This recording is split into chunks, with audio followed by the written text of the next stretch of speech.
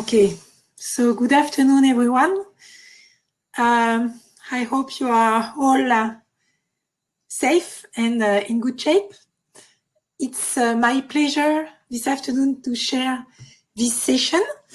And I first thank you, Maria, to be our technical helper for this afternoon. I will ask just now all the presenters, the authors, to mute and just to keep our video on. I will first present the authors of this afternoon. So we will start by Jasmin. So Jasmin Juranić graduated in 2014 with a specialization in product design and development at University of Zagreb. After graduation, he worked as technical support for 3D modeling software, CATIA and SolidWorks. And since 2015, he is teaching and research assistant at the chair of design of product development at University of Zagreb. Same year, he started his PhD study in the field of engineering design. Then we will listen to Naouress Fatfouta. Naouress Fatfouta is a doctor at Industrial Engineering Department, CentraleSupélec in France. And I personally had the pleasure to supervise her PhD thesis in collaboration with the Department of Simulation at Renault, the French car company. Then it will be the turn of Ferdinand. Ferdinand Wöhr, after a bachelor in aerospace engineering and a master of science in mechanical engineering at the Technical University of Munich, Ferdinand is now doing his PhD in mechanical engineering at the Technical University of Munich and BMW Group. And hopefully, I hope we will have also Quynh, Trang and Nguyen connected soon. So Quynh, Trang and Nguyen is a PhD candidate at the Dyson School of Design Engineering, developing a new tool to leverage creativity and innovation with multidisciplinary collaborations. Her background is in tech consulting, working at Accenture and BCG, fintech startup and gaming. Mimi obtained a master in innovation management with distinction at Central St. Martin's, studied media art at University of Art Berlin, and quantitative methods and information systems at Warsaw School of Economics. It's a shame that she's not connected right now because Quynh Trang received the Reviewer's Favorite Award. So it will have been a pleasure for me to congratulate her from the program share today. But unfortunately, she's not here right now. For your information, the authors will receive the Reviewer's Favorite certificate after the conference. So if you are all ready now, we are going to play now the pre-recorded presentation videos. And all of you that have questions, please do not hesitate to write them in the chat section on the right-hand side of your screen. So let's start by Jasmin's presentation.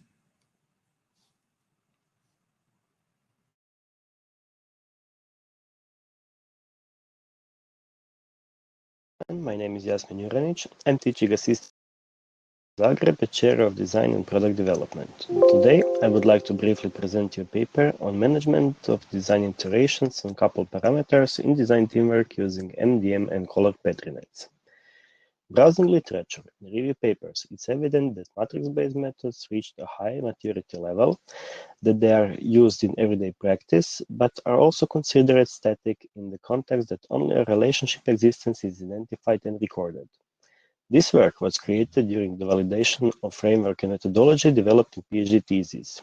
We noticed that if we restructure MDM of parameter relations, it's easier to see which designers will have to communicate together and about which coupled parameters.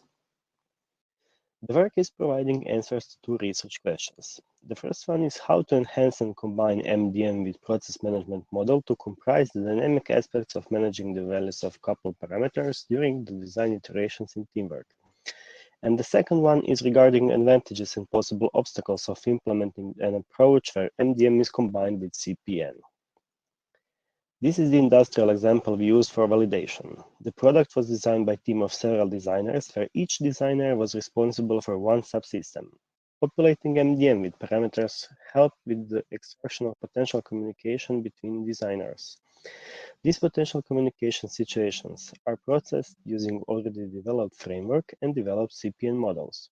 The framework and belonging CPN models are already developed as part of PhD thesis, which deals with management of design parameter dynamics. The framework is described in detail in journal paper, so here I will show it and explain the process in general. As I said, all parameters are collected into MDM and corresponding relations are added. We put focus mainly on the blue domain, which is relations between parameters.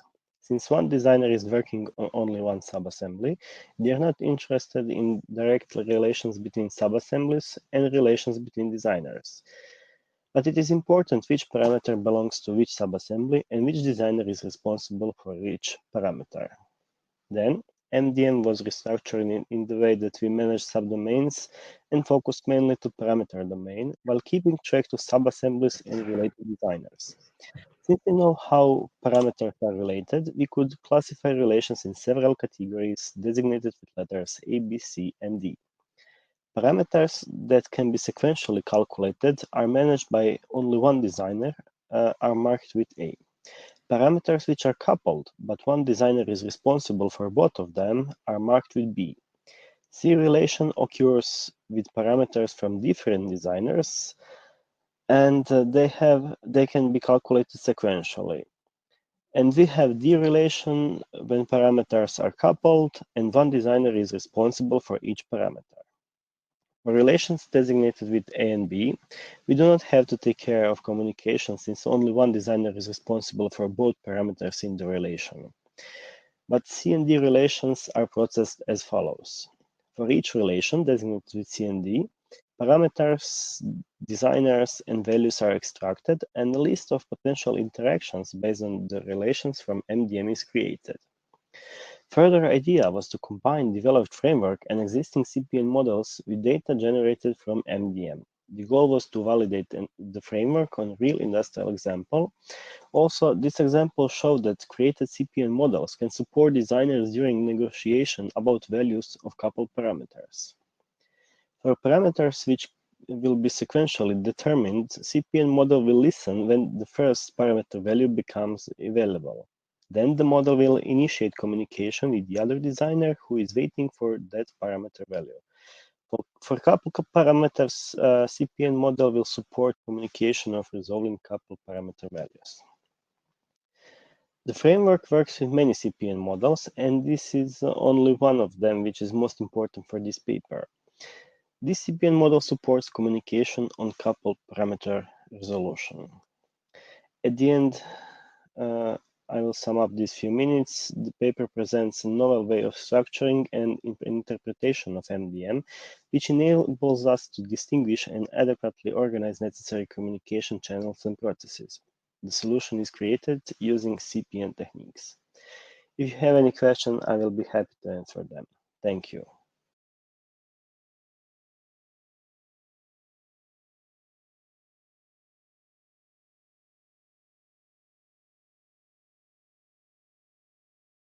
I present you today the paper entitled Towards a Framework for Integrated and Collaborative Knowledge Management for Engineering Design. For this presentation, we start by the industrial background. We focus on the vehicle development phase, where the refinement of the specifications is made through several digital loops called design analysis loops. Vehicle development is collaborative. Collaboration takes place every day, even though the teams are geographically decentralized. During this phase, the vehicle only exists as a digital model and the engineering activities are digital. In the development phase, the two main activities are design and simulation, where we refine, evaluate, and validate vehicle models. Simulation allows the detection of design issues when vehicle performance does not meet specification. When a design issue arises, the simulation analysts fix it by making design changes. In this research, we focus on the simulation process and mainly crash simulation, since crash simulation is an essential step given that vehicle safety is a critical factor. We use finite element analysis for crash simulation. The FEA process includes three phases: the pre-processing, calculation, and post-processing phase. It consists also of algorithmic tasks and non-algorithmic tasks, such as the interpretation of results. We focus on the post-processing phase and its non-algorithmic tasks, since the design issue resolution occurs within. So, what is a design change? Since little thorough documentation on design issues exists in the company, we proposed knowledge capture files for analysts to document. This is an example of a documented design issue and its resolution. In here, they describe the design issue, they make their diagnosis, and then propose a design change and the new performance. This research aims to support the simulation-aided design process, given that it is knowledge-intensive, collaborative, and time-consuming. To do so, we developed in previous work the crash simulation post-processing ontology that captures and formalizes knowledge related to the post-processing phase of car crash simulation and the results interpretation. The ontology is structured into three levels to better structure engineering knowledge and to ensure the coverage of the totality of the design issue resolution process. Once we had our knowledge model, we worked on proposing a knowledge management approach to support simulation-aided design in the development phase of vehicles with a focus on crash simulation.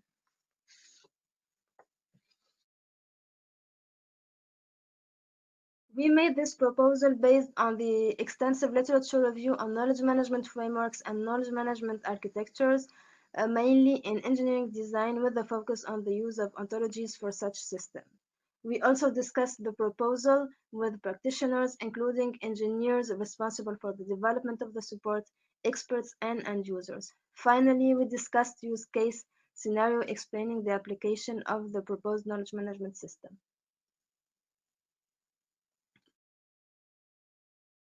As a result, we developed an integrated and collaborative knowledge management framework and a knowledge management system framework that includes the different stakeholders involved in simulation-aided design.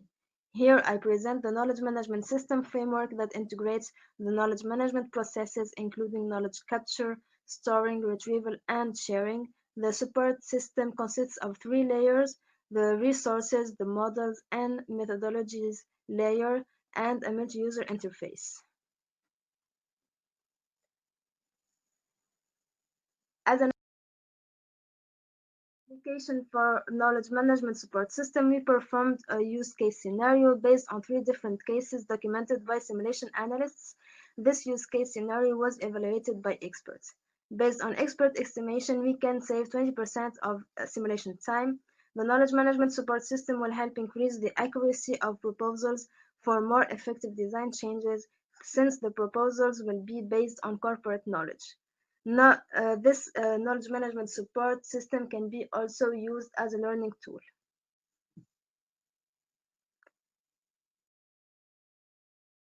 To conclude for this presentation, if we go back to our research objective, we can say that we fulfilled it by proposing a support system for simulation-aided design. As for our recommendation for the future, we need to investigate for knowledge retrieval models. We also recommend the application of the support system in the company, and so it can be integrated within the process and help enrich the knowledge base and improve the models. These findings can also be generalized to different performance simulation, such as strength and durability.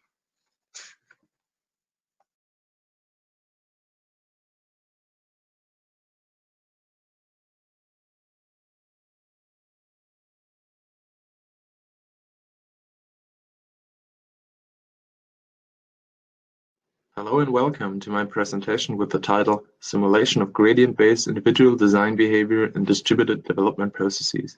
My name is Ferdinand Wöhr. I'm an industrial PhD student at the BMW Group, and I'm being supervised by Professor Markus Zimmermann from the Laboratory for Product Development and Lightweight Design at the Technical University of Munich.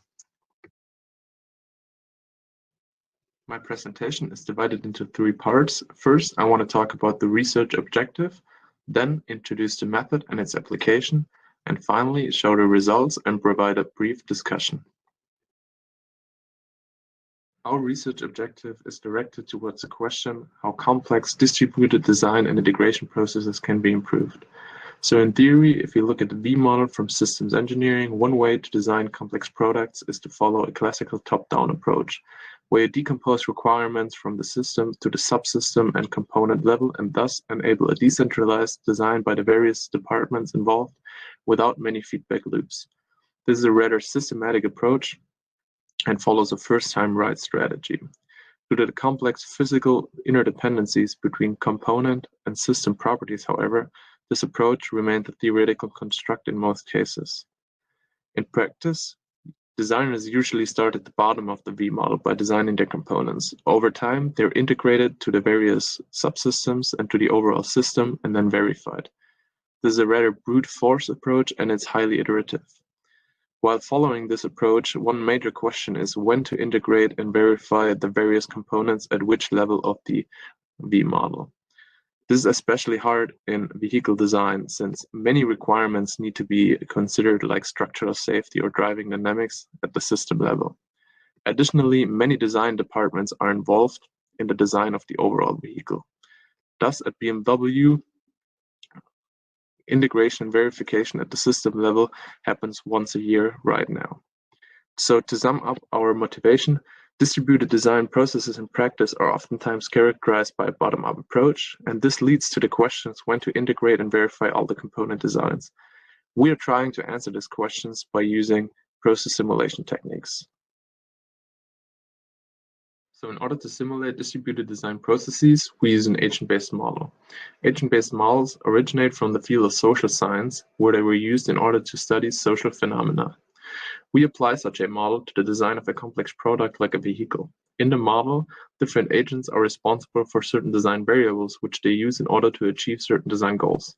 Some agents use design variables at the component level in order to achieve subsystem design goals. Some other agents derive requirements for those subsystem variables in order to achieve their goals at the system level. In this paper, we were particularly interested in the interaction and information exchange between component designers. So we applied the model to the design process of an engine mount system. In the example problem, two agents, agent C and agent E, had one design variables which they were able to change in order to achieve a common design goal. In order to answer the research question, we varied the information exchange between both actors in two scenarios. The scenarios were differentiated in the amount of constraints they had to watch out for.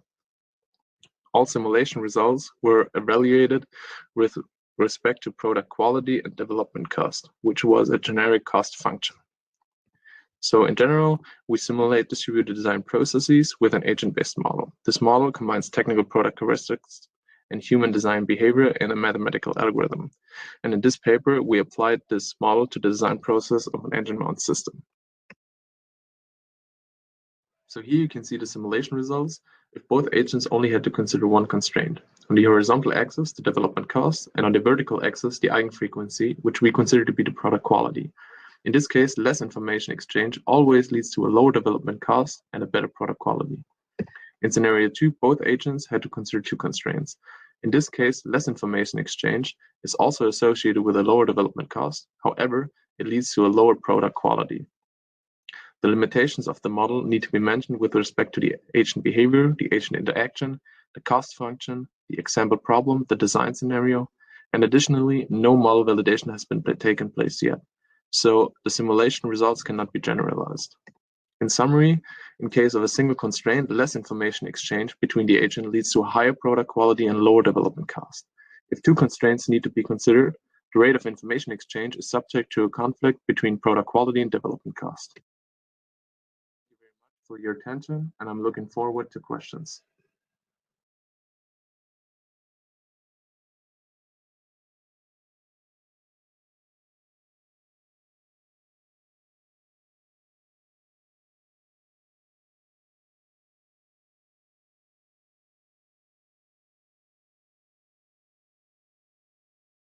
Hello, my name is Nguyen, and I would like to present our paper that we've written with Céline Mougenot on dimensions of multidisciplinary collaboration, a comparative literature review within design context.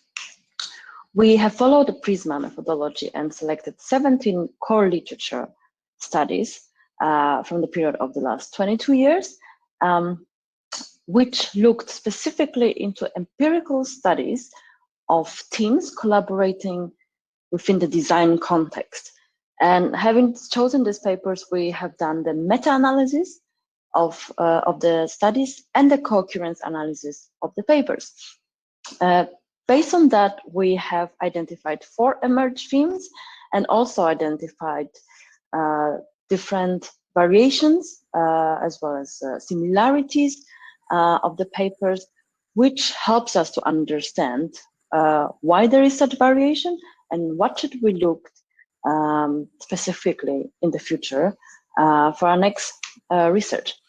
So for the meta-analysis, we have looked into the methodological factors, and this includes, for example, analysis of the samples and the experiment settings. For example, we have noticed that 80% of the studies have been done in the laboratory settings, which increases the risk of a very low generalizability of the findings, for example. And the next factor that we looked into was the industries that the papers were, within which the papers' context and the studies were based, and majority of them are coming from construction, to which we counted engineering, design, and architecture.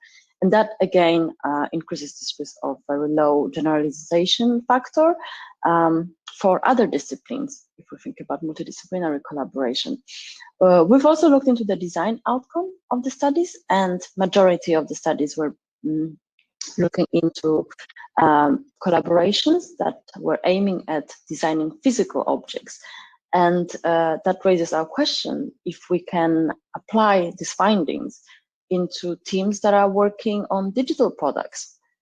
Our next analysis of the papers was based on the co-occurrence analysis, where we tried to provide a theoretical synthesis of the themes that emerge in the studies. And we did that using natural language processing and looking through all of the chosen papers. And this is the co-occurrence map from our research. And we have identified 4 themes, including knowledge diversity, jargon and communication, barriers, and trust. And all these 4 themes has been discussed in the paper, looking specifically into the similarities and differences within each of the theme from our papers. And that provides us many directions for our next study, trying to understand where is still the gap and what is still the most fascinating and most vulnerable as well theme. We are, based on this study, conducting now a next qualitative study where we are trying to look specifically into how the shared understanding of the teams are being developed in the online environments. And that has been running for the last almost a year, and it gives us a lot of fascinating findings, especially when nowadays, for the last couple of months, everyone is working online. And I'm really excited for any questions that you would have and any discussions coming after this. Thank you so much.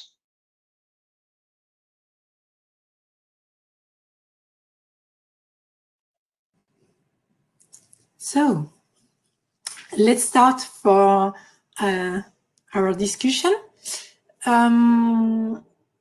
We have a question addressed to Ferdinand. So a comment from Stanglmeier first. Nice study.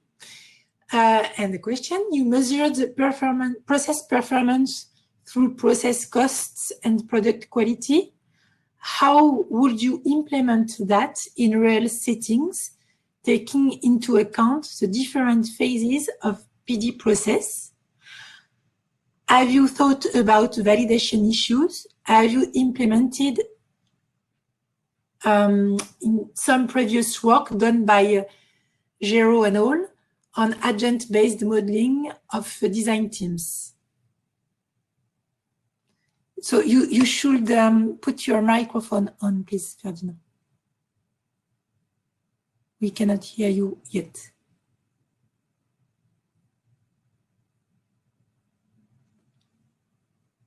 No, we cannot hear you, Ferdinand.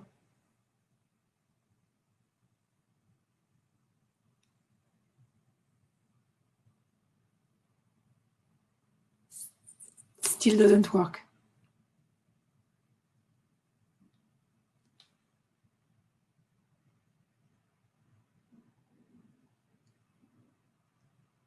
If you have unmuted your microphone on the screen, please try refreshing the page. So first unmute the microphone on the screen, in the black box, yeah, and then.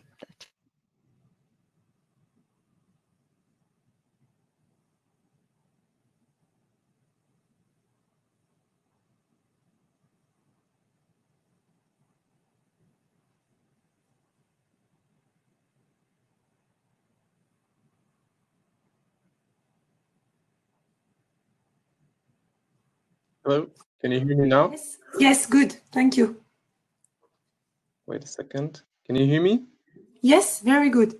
Okay, so thank you for the question. So I think product quality, with respect to product quality, the measure we took there is quite realistic, as it was the eigenfrequency of the engine mount system. That is a quite, I think, reasonable approach to measure the product quality. However, process cost, we use a quite generic cost function, and that's actually right. We should incorporate a more realistic cost function, which considers the cost for every iteration and every synchronization between the agents. So this is actually one point we're looking at in the future to include more realistic process costs.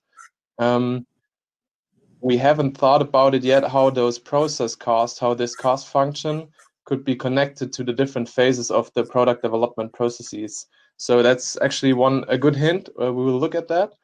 And the second thing you mentioned was the validation. I think that's a very interesting point when using agent-based model, and a very important point. And we actually want to do two things with respect to validation. We want to compare the simulation results to experimental data, which was conducted at some experiments, and the paper were published by Olivier Devec and Paul Grogan at the MIT. This is one point. So we compared them to experimental data from students who solved some design tasks.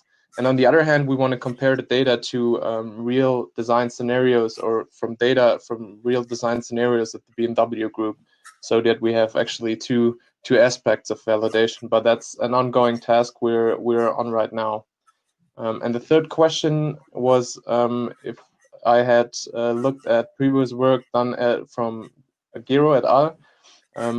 My literature review was directed towards the work which has been done by Lewis and Campbell Lewis and Farag Mistry, who did game theory quite a lot. But I haven't looked at the work you mentioned, but I will do that. Thanks for the hint. Thank you for the answer, Ferdinand. Naouress, you got also a question from Stanko. So very interesting. Can you please reflect on how did you develop this ontology? To what extent is your approach generic and it can be applied outside of your case? Can you compare your approach to the decision rational editor, for instance, by EDC Cambridge? And thank you in advance. Okay, so can you hear me?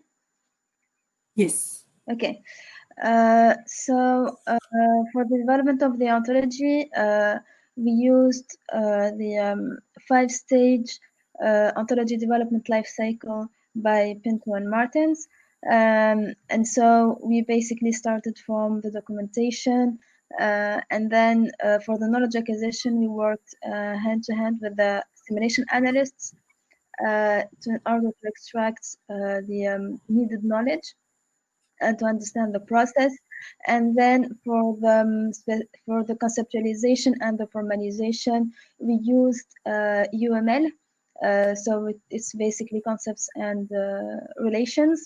So to build this ontology for the conceptualization phase, it was mainly based on interviews, on workshops with both nation analysts and the IT department who was responsible for the implementation of the ontology. So this is basically what we've done in order to develop the ontology and to have our concepts and their relations. And to what extent it's generic. So we already tested it for strength and durability in order to study the generalizability of the ontology. And we have 3 levels for the ontology. There's the context level where we have the requirements. So this is basically generalizable for any performance, for strength or for the NVH or any performance. And we have the project level. And in this level, we find all concepts and relations needed for the resolution of design issues. And then we have the reasoning level, where there's the reasoning to solve design issues. So for the generalization, we just needed to add like specific concepts related to every specific performance, but like it was generalizable. As for the decision rational editor, it's basically for decision rational formalization, but what we've done till now, it was mainly on the explicit knowledge, and we try to amplify find or to extract some implicit knowledge, but we didn't go to the design rational phases. So I don't know if this answered the question. Thank you, Naouress. Just a question for you. You take into account potential communication situation between designers, but how can you define this, and how can you identify them? Okay, for the combination. No, Naouress, it's not for you, it's for Jasmin. Sorry.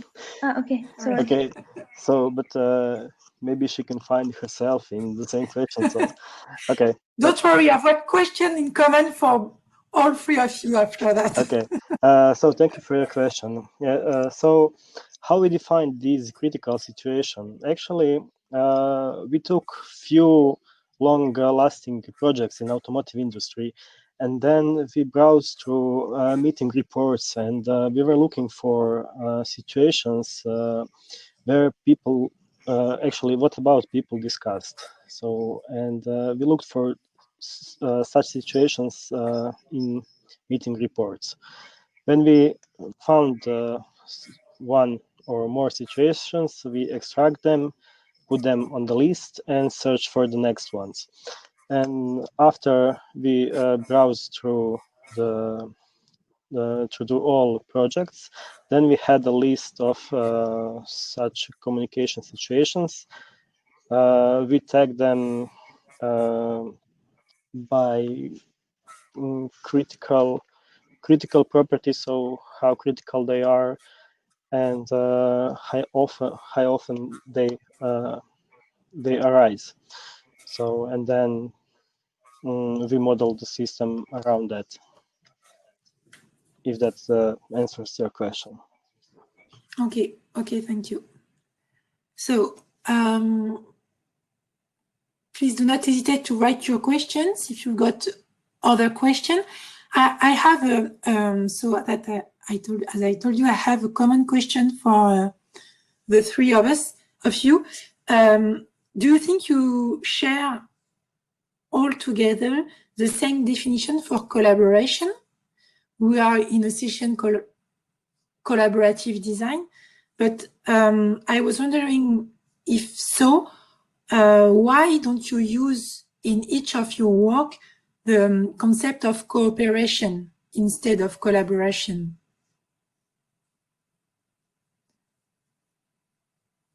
So I don't know if one of you wants to answer first, or if you want to discuss together, you can put on your microphone on together.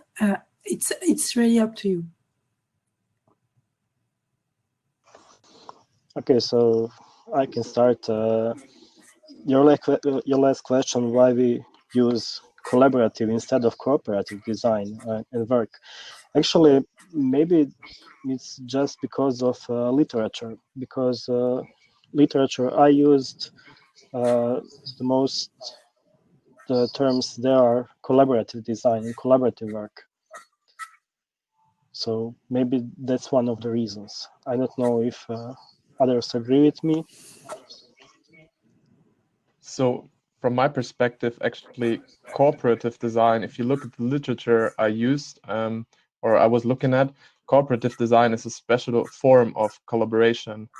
So there can be cooperative design, non-cooperative design, and maybe some other ways. That's kind of how the definition I used in my paper, or the definition the agent-based model we were building up was following. But maybe that's not a unified definition. It's for me, in your work, Ferdinand, when you speak about conflict or so, I think it's it's a part of cooperation, but I do agree with you. It's more global than collaboration. Okay. So exactly. So you have like collaboration is the global aspect, and then if two parties are sharing their information, it's kind of cooperative.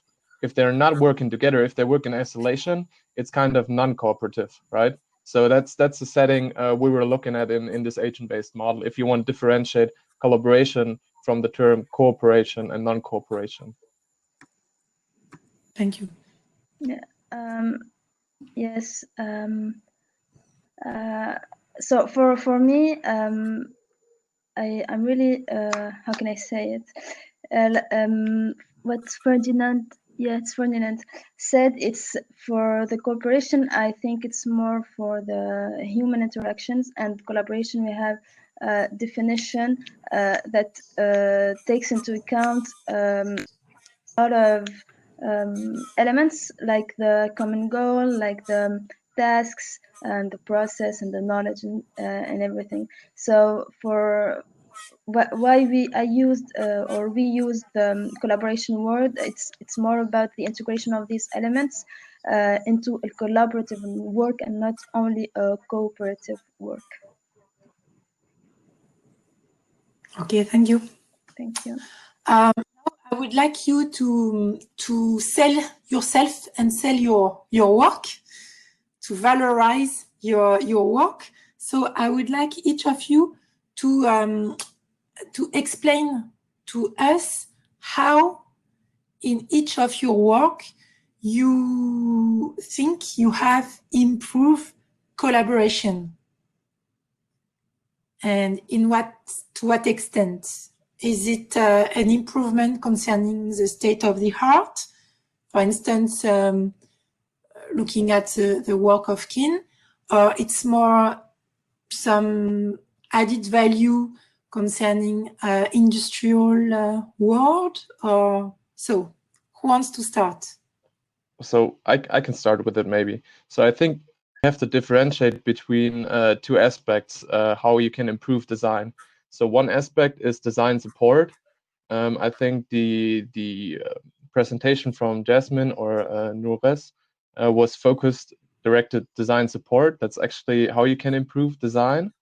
In my presentation, or our work is not focusing actually on design support. It's rather focusing on how to understand the current design process better, not directly to improve it. I mean, it's a secondary effect to first understand it and then improve it. But our main goal is just to understand it. So and in this way, we use an agent-based model to understand it, to really replicate the current design process, and then change some elements of the collaboration or the interaction between agents in order to understand it better, not to directly support it. And that's actually maybe the difference between our presentations and how our work can be separated in some way, from my perspective. Thank you. So if I can answer, how did we improve collaboration? It's mainly as Ferdinand said, and I agree with him. In our case, it was about the industrial context where we improved the collaboration and we improved the process by gaining time. And the collaboration also was improved by the fact that simulation analysts could now identify the stakeholders they need for a certain information and who's responsible for what. So this helped the human part, and then we have the knowledge part where we capitalized on the needed knowledge for simulation. In our case, it was mainly car crash simulation, and so we enhanced the collaboration by enhancing the knowledge. Okay, thanks. Okay, in our work, how we try to improve collaborative work actually is because we are trying to automate some routine tasks in design work. So and also support some support communication between engineers and designers in a way that maybe they don't have to wait on information or they don't need to argue about some parameter values or something else. So that's it. Okay, and I got a question for you, Jasmin. Question from Tomislav. Did you consider to pair within MDM any other domains besides the design component parameter in your work? Thank you, Tomislav, for your question. Actually, in this work, we didn't consider any other domains. We mainly focused on parameter domain and designers. So since parameters are related to components, we also considered that domain and also connection between components and sub-assemblies and assemblies. But mainly our focus is on domains to pair designers and parameters. Okay, thank you. Stanko's got another question for the three of you. The question is, to what extent are your approaches scalable in terms of team size? Are there some potential issues? Who wants to start? If I may, I can start. Yes. In our case, we already work in an international group. So only for the simulation team, we had like 10 to 15% simulation analysts in France, and it was also with the coordination with analysts from India. It was a team of about also 10 simulation analysts, and so when I say 10 or 15, it's actually the whole team responsible for simulation, for crash simulation. And so it's also decentralized. And the potential issues that we can have is more about taking it to other performances.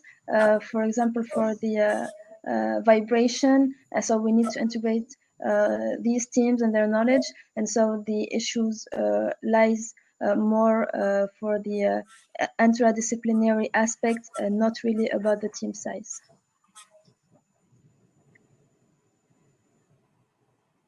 I can say something to this question as well. So what we did is we just simulated a really small problem, and we looked for the mechanisms that happen if you change one parameter. And it's a legit question to ask if the same effects will show up in like bigger problems and more realistic design scenarios.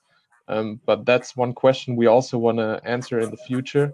If the same effects with respect to product quality and development cost can be replicated if you look at real large design problems, not just like simulating the design process for an engine mount, but maybe simulate the design process for a complete engine, or maybe the engine in combination with the chassis. So that's a valid question, and it could be that there is some potential issues that arise, but I think that's also an interesting research question. If these effects are scalable in agent-based models, and if they're kind of self-similar in larger problems that are simulated. Thank you. Okay, and I'm the last again. Our approach, yes, it's scalable, but mainly we focused in communication between 2 or maybe 3 people. If you are talking about the communication of whole team, then things can change, because there are much more connections and much more data which should be analyzed and processed, and it could get complicated. Yeah, I would say that. Yeah. And Ferdinand, I've got another question for you. You work on human design behavior, but how can you be sure that designer C, for instance, will be willing to collaborate with designer E? That's a very good question. That's an assumption we just took. So in agent-based models, it's usually that you have to take a lot of assumptions, but that's just one thing we just assumed, because our focus was not the mental model of a designer, if he wants to collaborate or not. That was not our focus. Our focus was directed towards the question, what happens if they collaborate more or less, right? So what happens if you let them interact more or less? We wanted to investigate this effect. Of course, that's a legit question to look at. Hey, what is actually the mental model in their head if they want to collaborate or not, and what affects the collaboration between humans? But that's just an assumption we took in the model. And while you're doing agent-based models, you usually have to take a lot of assumptions, and I think that's also reasonable. But you just have to list them and to argue them why you're assuming them. Yeah. Okay. Thanks.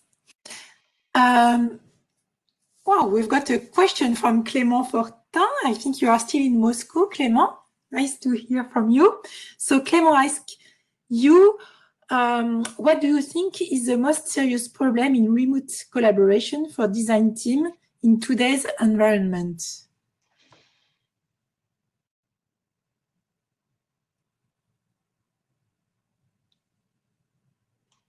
Is this one question for a specific person, or? I think it's for the 3 of you.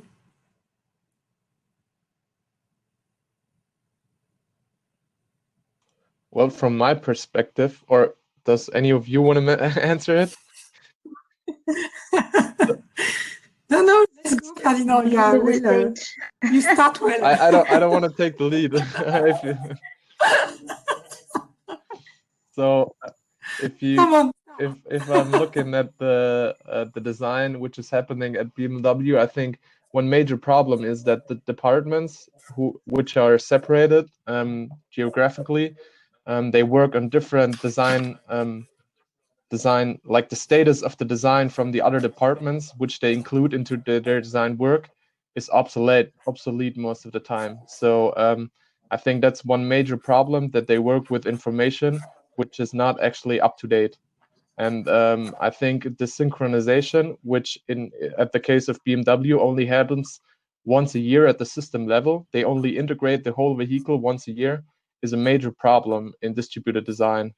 And also remote design, if you want to call it remote design. And I think that's also having a main impact on the product quality, development cost, and development time. Is this that you work on obsolete design from other departments? Yeah.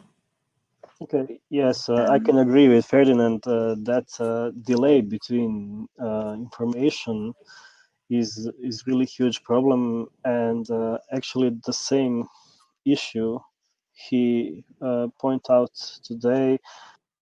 I wrote it in my PhD, so I agree with him. Yeah.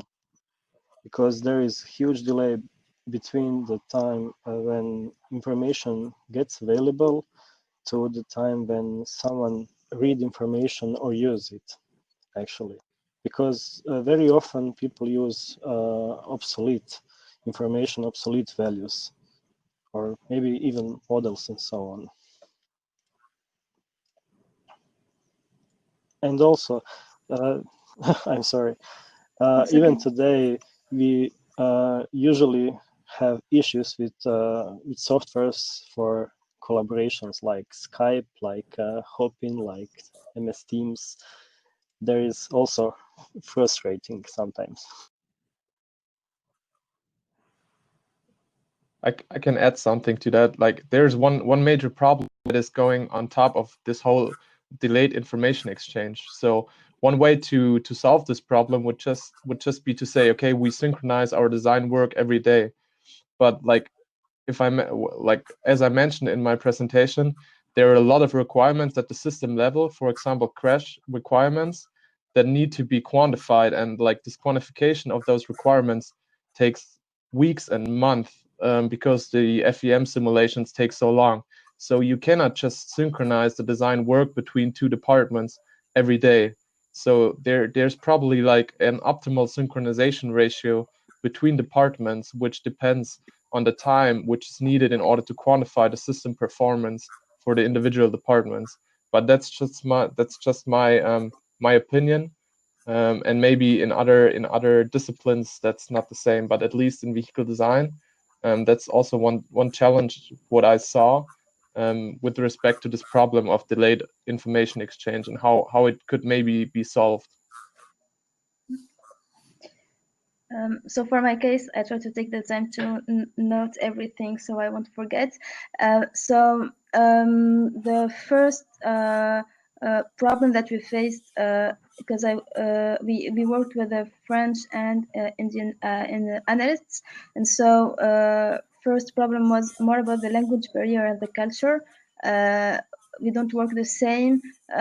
We don't have the same methodology and the same methods, for example, to answer some design issue, and so this was the main barriers. And then there's the information format. They don't communicate on the same level of information level, and we also had the problem of synchronization and the update on the models used. And finally, what we observed also is that we don't necessarily have the same indicators or KPI within these the two teams, and so maybe they didn't have the same priorities at a certain time. So I think that's it was relevant. Yeah, and to go in the same way, sometimes people do that in purpose. For instance, in a former PhD work I supervised, the work of Laura Roa Castro. She worked in automotive and in aerospace industry.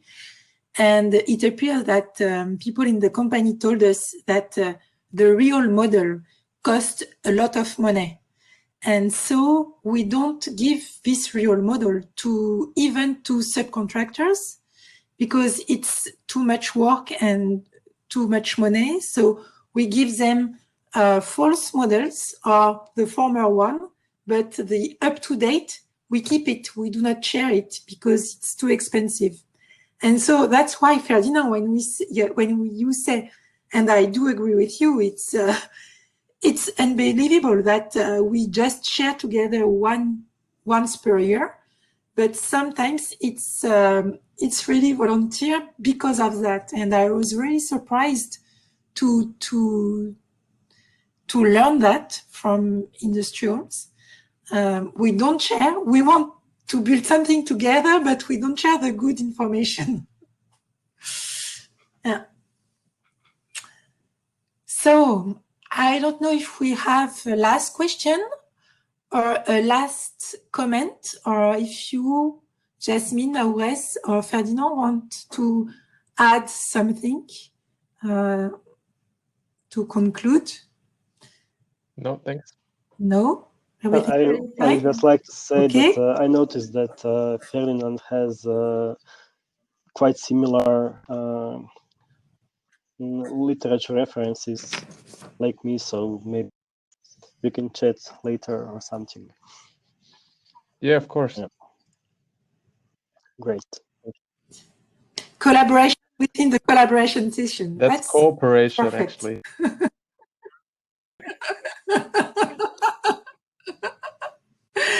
Okay, so it was a pleasure for me to spend this hour with all of you. So thank you for people attending. Thank you for all of you to be here and to present your research that are all very interesting. And thank you to Maria for the support. So Maria just remind us that the social gathering on GatherMe will start now, and she give us the link to go directly there. So it will be a pleasure to meet there if you want.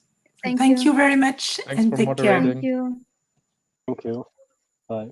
Thank you. Bye-bye.